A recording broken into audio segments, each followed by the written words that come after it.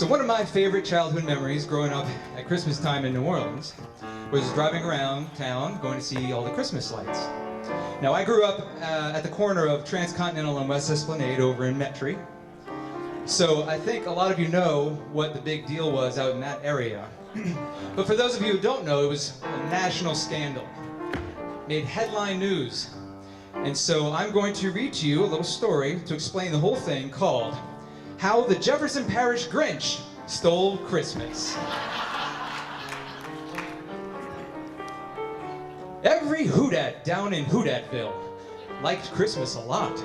But the Grinch who lived in Metairie, well, he certainly did not. Oh, the Grinch liked Christmas days, but what he hated were the nights. It wasn't the presents or trees or reindeer, it was all those Copeland Christmas lights. It could be, perhaps, all the crowds or the noise. It could be the happy laughter of the passing girls and boys. But I think, in the end, the most likely reason of all was that the Grinch could not leave his house to go shopping at Lakeside Mall.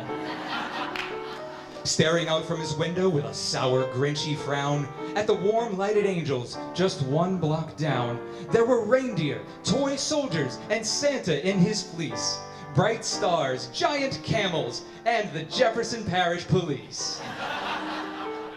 And he knew that every Houdat, from near and from far, would soon invade his neighborhood and line up in their car. But they're blocking my driveway, he snarled with a sneer. That man sells chicken, not Christmas cheer. Then the Grinch sneered and mumbled in a low pitch, I know how to make Al turn off that switch. He complained to the city council. He complained to the mayor. He complained to the Supreme Court. Oh, Al wouldn't have a prayer. And finally, the court ordered that Al turn off every tree. And to make sure that it happened, they sent in Sheriff Harry Lee. One by one, the lights, they dimmed on every last square inch. And that was the night that Christmas was silenced by the Jefferson Parish Grinch.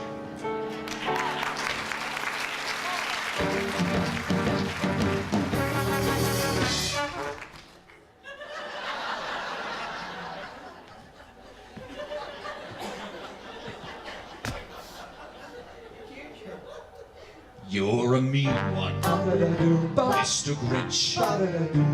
You really are a heel. You're as cuddly as a cactus. You're as charming as an eel, Mr. Grinch. You're a bad banana with a greasy black peel.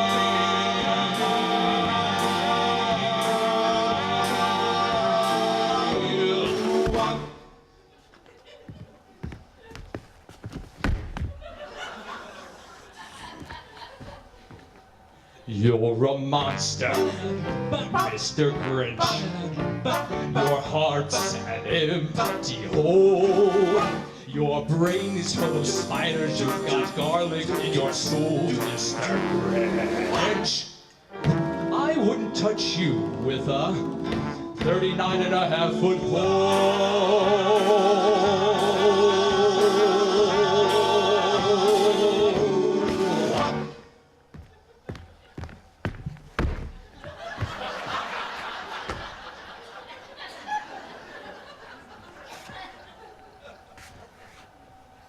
You're a vile one, Mr. Grinch.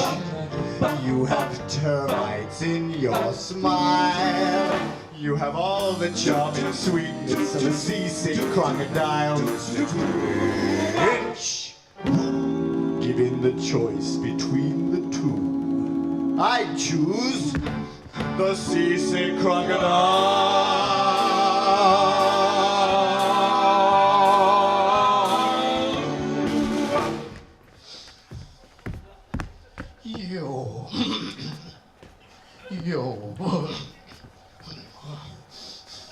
You're a rider, Mr. Grinch.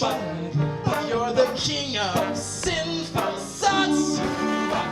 Your heart's a dead tomato splotched with moldy purple spots, Mr. Grinch.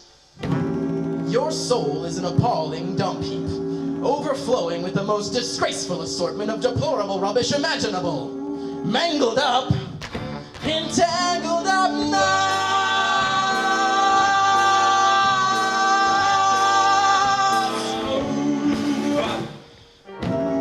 The three words that best describe you are as follows, and I quote: stink, stank, stop.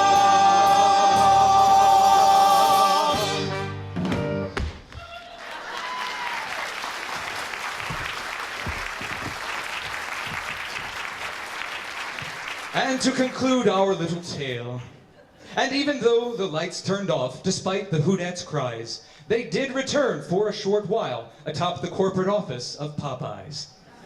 And to this day, the Whodats of Whodatville continue their Christmas cheer, where they still enjoy the glowing lights at the park called Lafreniere.